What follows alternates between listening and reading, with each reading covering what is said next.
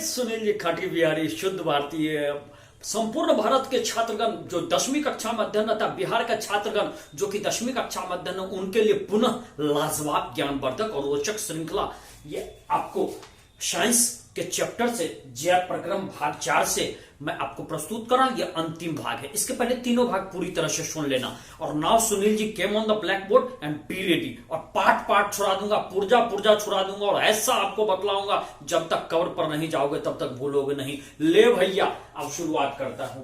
हृदय, हृदय इसको हार्ट कहते हैं। हार्ट जानता ही है, तू लड़का सब है, लड़का सब तू अपना कॉपी में ऐसे बना लेता है, ऐसे करके एगो पान वाला बना लेता है, तब बना लेता है ऐसे करके एकरा जो है छेद करके आर पार कर देता है। इसका माने तू इलू इलू करता है कि इसका माने कि ए लड़की तोहर चेहरा हमर हृदय के आर पार कर देला। एकरा ध्यान, लेकिन ध्यान रखना, संपूर्ण पढ़ाई पर ध्यान लगाना है। हार्ट जो होता है ये एक हार्ट चेंबर में रहता है। लगभग 300 ग्राम का इसका भार होता है और 300 ग्राम के आसपास इसकी भार होती है। उसी से जो ये चेंबर बना रहता है, तो उसी से इस तरह का आपको चित्र बना करके देखिएगा। लफुआ सब कॉपी पर बना करके इसको ऐसे करके रख देता है, ऐसे करके पान की डंटी बना करके रख देता है।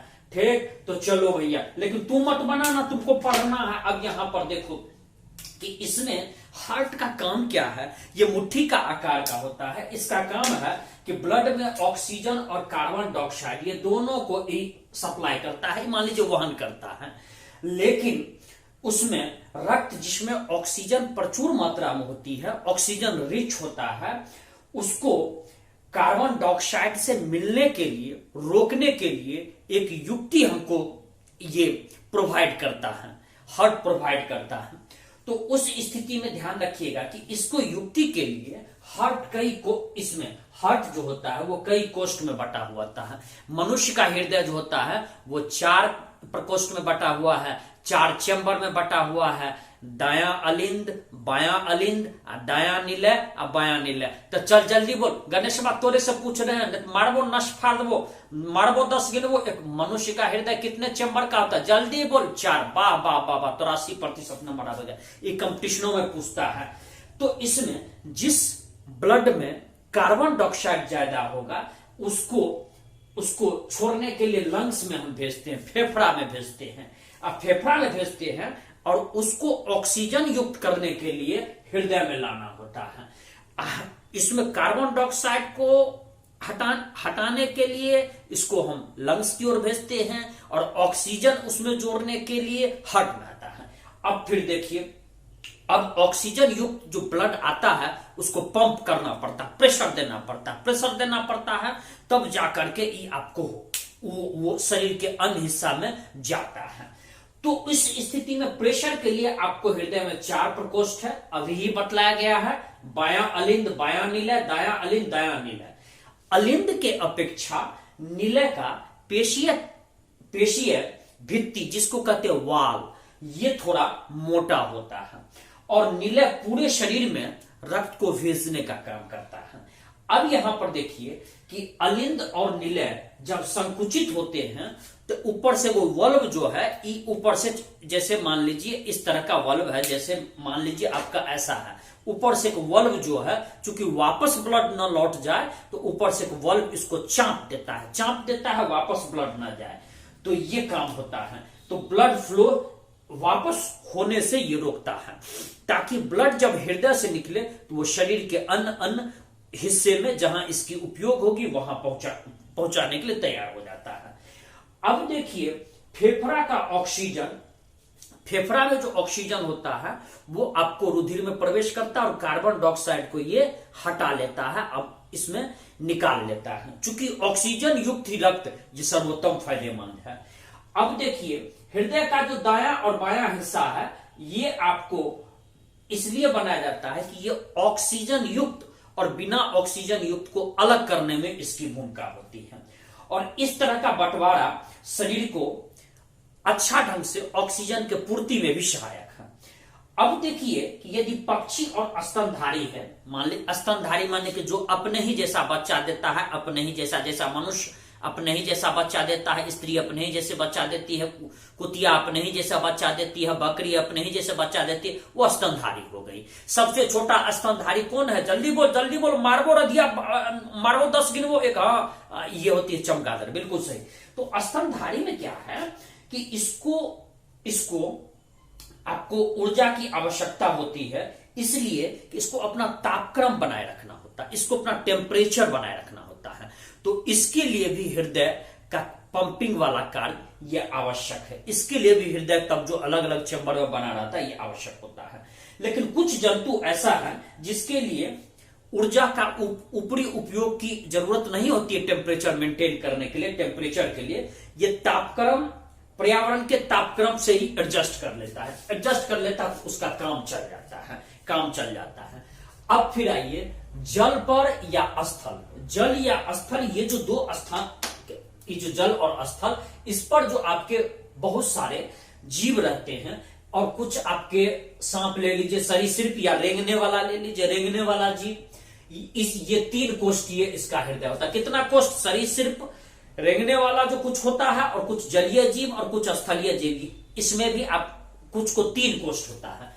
3 कोष्ठ होता है, तो ये आपको ऑक्सीजन युक्त और बिना ऑक्सीजन युक्त ब्लड कुछ सीमा तक मिला करके भी काम कर सकते हैं। इसमें इसीलिए इसमें 3 में काम चल जाता है। तो ऑक्सीजन युक्त बिना ऑक्सीजन युक्त मिलाई दिए तो काम चल जाएगा। लेकिन 4 चैम्बर वाला इसलिए सुविधा होती है, उसमें ऑक्सीजन युक्त और बिना ऑक्सीजन युक्त अलग करना पड़ता है। अब देखते हैं कि मछली के हृदय, तो मछली का हृदय में मात्र 2 कोष्ठ होता है। जल्दी बोलकर ना सुना, मछली के हृदय में क्या कोष्ठ होता है? 2 कोष्ठ, ठीक है। कुछ सरीसृप में होता है, उसमें क्या कोष्ठ होता है? 3 कोष्ठ होता है। अब मनुष्य के हृदय, जल्दी बोल, मारबो न फाड़ो, वहां 4 कोष्ठ होता है, ठीक।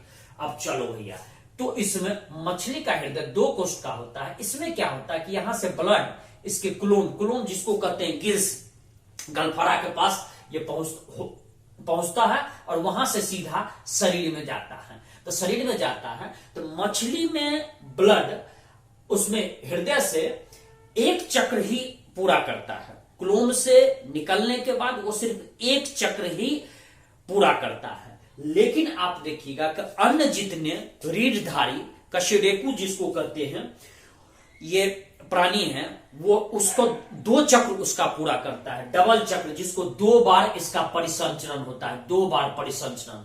तो इसमें 2 बार वो रिसाइकिल करता है। मछली में कितना बार होता है? 1 बार रिसाइकलिंग होता है। और अन्न में जितना आपका जिसको कहते हैं रीढ़धारी जीव जंतु है, तो 2 बार होता है। अच्छा बात, अब एक शब्द सुने होगा ब्लड प्रेशर।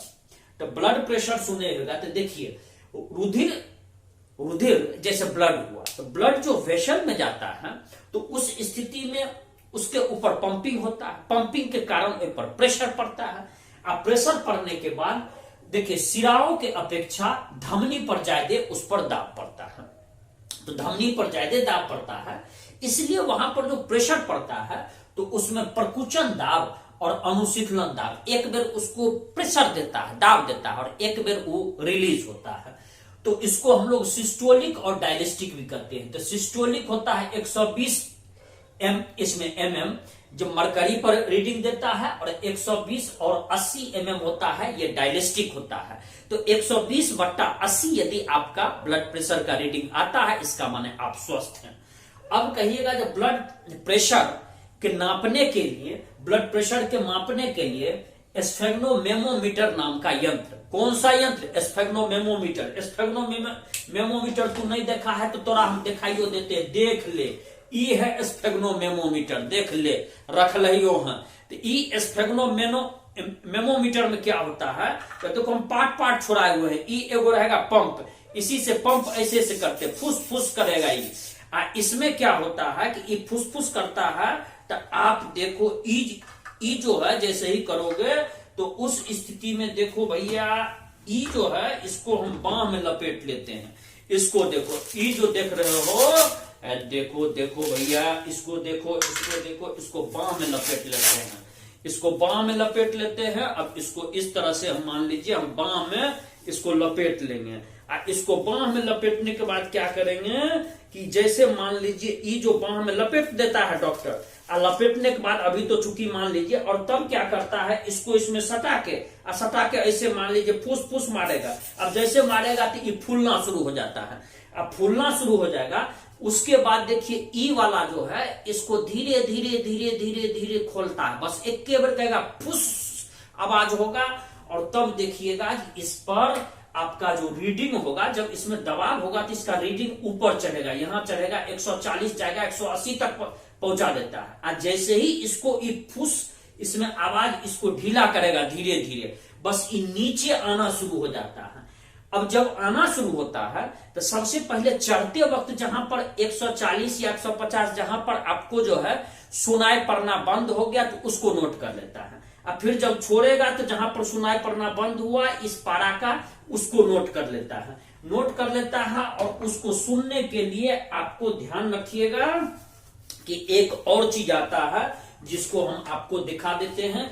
इसको कहते हैं स्टेथोस्कोप कहते हैं। क्या कहते हैं? स्टेथोस्कोप। और इसको यहां पर लगा देते हैं। इसी से जो है स्टेथोस्कोप से इसको हम देखते हैं। तो 140-50 के आसपास जब बढ़ाते हैं तब वो आपको आवाज इसका सुनाई पड़ता है, और जब वो नीचे आवेगा तो 80 पर जाकर के बंद हो जाना चाहिए। तो उसी से रीडिंग हमको, यही स्टेथोस्कोप हो गया। और ये आपका स्फेग्नोमेमोमीटर हो गया। ये देखिए सब हमारे पास औजार है, और इसी से इसका रीडिंग लेते हैं। और तब हो सकता है कि जिसका ब्लड प्रेशर ज्यादा हो, 160 भी हो जाता है, 170 भी हो जाता है, वो खतरनाक है। तो उस स्थिति में यदि ब्लड प्रेशर आपका 120/80 का रीडिंग नहीं दे रहा है, यदि 160 हो गया, 170 हो गया अपर रीडिंग, इसका माने हाई ब्लड प्रेशर के शिकार है। 80 वाला घट करके 60 हो गया, 50 हो गया तो लो ब्लड प्रेशर के आप शिकार हैं। तो इसमें होता क्या है कि यदि आप हाई ब्लड प्रेशर के शिकार हैं तो इसको अति तनाव भी कहते हैं। बहुत ज्यादा जिसको टेंशन रहता है, गुस्सा चढ़ेगा हाई ब्लड प्रेशर में, शरीर थरथराने लगेगा, शरीर ऐसे कांपने लगता है, गुस्सा आएगा तो एकदम शरीर लगेगा जैसे कांपने लगेगा, तुरंत बात पर बमक जाएगा, जिसको कहते हैं पिनकना, बमकना कहते हैं। He will become the short temper, he will become angry, इसमें सो क्विकली, वो तुरंत आपको होगा। इसका मतलब वो हाई ब्लड प्रेशर का शिकार है। और यदि हाई ब्लड प्रेशर बहुत बढ़ गया तो उस स्थिति में क्या होती है कि धमनिका उसकी सिकुड़ जाती है, और तब उस पर रक्त प्रवाह जो है उसका प्रतिरोध बढ़ जाता है, और कभी कभी धमनी फट जाता है। बस उसी को कहते हैं ब्रेन स्ट्रोक, या मान लीजिए लकवा मार देता है, या पैरालिसिस मार देता है, वही विकलांग हो जाता है। अब देखिए, तो इसलिए ज्यादा गुस्साना नहीं चाहिए, मस्त रहना चाहिए, हंसना चाहिए। जीवन में कोई भी तनाव होगा, एक से एक तनाव होगा, हंसते रहो। सुनील जी खाटी बिहारी आपको हंसाने के लिए है। सुनील जी खाटी बिहारी आपको पढ़ाते वक्त भी हंसाएगा, इतना हंसाएगा कि कभी कभी आपको पेट में पेशाब हो जाएगा, मुताई हो जाएगा कभी कभी। ऐसा हम आपको पढ़ावेंगे लाजवाब। इसलिए ध्यान रखिएगा, अच्छा लंगोट पहनिएगा, अच्छा अंडरवियर पहनिएगा, नहीं कभी कभी आपको हम ऐसा हंसा देंगे जब मुताई हो जाएगा। हाँ, फिर चलिए भैया, तो ये जो आपका इसमें कि यदि आप हाई ब्लड प्रेशर के शिकार हो गए, हालांकि जनरली 25 वर्ष का टेस्ट कराना चाहिए, तो उस स्थिति में हो सकता है कि आपका ब्लड वेसल फट जाए, रक्त धमनी फट जाए, और उस स्थिति में पैरालिसिस मार दे या ब्रेन स्ट्रोक हो जाए। इसलिए हमेशा प्रसन्न रहना चाहिए। अब फिर देखते हैं प्लेटलेट्स द्वारा अनुरक्षण। अब मान लीजिए ब्लड जिससे गुजरती है, हो सकता है कभी वो डैमेज हो जाए, कभी वो मान लीजिए टूट फूट जाए, या कभी मान लीजिए कट जाए, कभी कोई चीरा लग जाए। तो उस स्थिति में क्या होता है कि नलिका में ब्लड का रिसना प्रारंभ हो जाता है, तो उसमें रक्त स्राव जो होना लगता है, ब्लड बहने लगता है। उसके लिए हमारे शरीर ने एक सिस्टम स्वतः तैयार किया है कि आपका रक्त का स्राव रुक जाए। तो रक्त का स्राव रुक जाए तो इसके लिए क्या करता है कि जैसे ही कहीं कटा फटा या रक्त का स्राव होना शुरू हुआ, तो उस स्थिति में सबसे पहले तो जो प्रेशर आपका जो रक्त पर होता है वो कम हो जाता है। अपने आप सिस्टम, हमने आपको पहले ही कह दिया, ईश्वर और अल्लाह सबसे बड़ा आपका बेहतरीन मशीन शरीर को दिया है, वो प्रेशर कम कर देता है ताकि रक्त पर प्रेशर कम हो, बाहर निकलना कम हो। और जब रक्त स्राव में दाब की कमी आ जाती है तो पंपिंग प्रणाली वो कम हो जाती है, पंप कम करने लगता है। उस स्थिति में तब रक्त स्राव की स्थिति में एक रक्त का प्लेटलेट्स होता है, प्लेटलेट्स कोशिका, ये आपको रिलीज हो जाती है। अब प्लेटलेट्स रिलीज होने के साथ ही रक्त स्राव का जहां पर स्थान है वहां पर रक्त का थक्का बनना शुरू हो जाता है। और थक्का जब बनेगा तो आपको 2 मिनट 3 मिनट या 1.5 मिनट से 3 मिनट के अंदर वो बंद हो जाएगा। अब फिर अगला आते हैं कि मानव में उत्सर्जन। जैसे मान लीजिए रक्त के छानने के समय में कुछ अवशिष्ट पदार्थ भी आता है, फालतू पदार्थ भी आता है, जैसे यूरिया है, यूरिक अम्ल है, कुछ नाइट्रोजन का अवयव है, तो उसको कैसे रिलीज करते हैं, उसको कैसे निकालते हैं, उसको कैसे हटाते हैं, जिसकी कोई जरूरत नहीं है। रक्त छना गया, रक्त का उस स्थिति में उपयोग होने के बाद जब वो छना गया तो उसी को कहते हैं उत्सर्जन। तो मानव में उत्सर्जन तंत्र भी है। इसमें एक तंत्र को आपको बड़ा महत्वपूर्ण है, उसको कहते हैं वृक्क। वृक्क को अंग्रेजी में कहते हैं किडनी। वृक्क को अंग्रेजी में क्या कहते हैं? किडनी। शरीर में, मनुष्य के शरीर में कुल कितने किडनी होते? स्वस्थ मनुष्य के शरीर में 2 जल्दी बोल रजी बात तो रास पूछ रहे हैं। स्वस्थ मनुष्य के शरीर में कितने किडनी होते हैं? 2। एक किडनी से भी काम चल सकता है, लेकिन शरीर में 2 किडनी अच्छा मान लीजिए कि ये आपका स्वस्थ शरीर का लक्षण है। तो उसमें ध्यान रखिएगा कि एक मूत्रवाहिनी, मूत्राशय और मूत्रमार्ग, ये भी आपको ये मानव के उत्सर्जन में काम देता है। कभी कभी क्या देखिएगा, जो कुछ धूर्त डॉक्टर, कुछ गिरा हुआ डॉक्टर, वैसे तो डॉक्टर भगवान का रूप होते हैं, लेकिन कुछ गिरे हुए डॉक्टर, लालची डॉक्टर, कभी कभी गरीब व्यक्ति को बेहोश स्थिति में जब ऑपरेशन करने लगते हो तो एक किडनी निकाल लेते हैं। या कुछ ऐसे भी व्यक्ति होते हैं जो नशेड़ी उसेड़ी, जिसको किडनी बेचने के लिए वो उत्प्रेरित करते हैं, क्योंकि बहुत व्यक्ति का दोनों किडनी खराब हो जाता है, तो ताकि उसको एक किडनी ट्रांसफर कर दिया जाए, तो ट्रांसफर कर दिया जाए। तो उस स्थिति में आप देखिएगा कि आपका ये सब जो रहता है वो ब्लड के अवशिष्ट पदार्थ को छान करके वृक्क बाहर लाता है। अब बाहर लाता है तो इसमें जैसे देखिए, लंग्स का काम है कि ब्लड का CO2 ब्लड से अलग कर देना। अब फिर चलिए कि नाइट्रोजन का जो अवशिष्ट पदार्थ है, जैसे यूरिया हुआ, यूरिक अम्ल हुआ, इसको छान करके अलग कर देता है, अलग कर देता है, और यही आपको मूत्र के माध्यम से निकल जाता है। इसीलिए आप देखिएगा मूत्र महकता भी है। यदि बिछावन पर पेशाब हो जाएगा तब देखिएगा महकेगा। बच्चा में आप भी मान लीजिए बिछावन पर मुंह देते होइएगा, you were urinating on the bed आप इन योर चाइल्डहुड डेज, तो आप ध्यान रखिए उस समय आपका बिछावन महकता हो। कभी कभी कुछ बड़को आदमी को हो जाता है, लेकिन ऐसा होना नहीं चाहिए, उसका बीमारी हो जाता है। तो उस स्थिति में तो ये आपका उसी महकने कारण रहता है। अब वृक्क में उसमें एक छोटी छोटी जो है इसको वृक्क अणु कहते हैं, जिसको नेफ्रॉन भी कहते हैं। इसीलिए देखिएगा किडनी का जो इलाज करता है उसको नेफ्रोलॉजिस्ट कहते हैं। क्या कहते हैं किडनी का इलाज करने वाला? जल्दी बोल, दिनेश बातोरा से पूछ रहे, नेफ्रोलॉजिस्ट कहते हैं वृक्क का इलाज करने वाला। 80% नंबर तो रहेगा। अब चलिए, वृक्क खराब होने की स्थिति में डायलिसिस करना पड़ता है, जो आपको डॉक्टर करते हैं, डॉक्टर के देखरेख में करते हैं। तो जरा जल्दी बोल रधिया, जब वृक्क खराब हो जाएगा मनुष्य को तो उसको क्या करना पड़ेगा? रक्त छानने के लिए डायलिसिस करना पड़ता है। लेकिन ये शॉर्ट टर्म है, आपको वृक्क जो जितना अच्छा काम करेगा उतना अच्छा वो डायलिसिस की प्रक्रिया में, उसमें हर 2 दिन 3 दिन पर करना पड़ता है, महंगा होता है। इसलिए आपका वृक्क टंच रहे, टनाटन रहे, इसके लिए कोशिश कीजिएगा हाई ब्लड प्रेशर ना हो, डायबिटीज ना हो, और आप गलत खान पान ना करें। तो आपका वृक्क, पानी उचित पिए, आपका वृक्क टू टाइट रहेगा, टनाटन रहेगा, इस पर ध्यान रखिएगा। तो यही वृक्क अत्यंत महत्वपूर्ण है और ये शरीर के उत्सर्जन अंग में काम देता है। इस तरह से मैं सुनील जी खांटी बिहारी आपसे यही विदा ले रहा हूं। और जल्दी भैया, अरे जल्दी इसको सब्सक्राइब करो, फ्री है तो एकदम सब्सक्राइब करो, लाइक करो, अपने मित्रों को बतलाओ। और 80% जब तक नंबर नहीं आएगा मैं चैन से नहीं बैठूंगा। संपूर्ण बिहार के छात्र और भारत के छात्र, ये मेरा वादा है। सुनील जी खांटी बिहारी यही विदा ले रहा है। जय बिहार, जय भारत।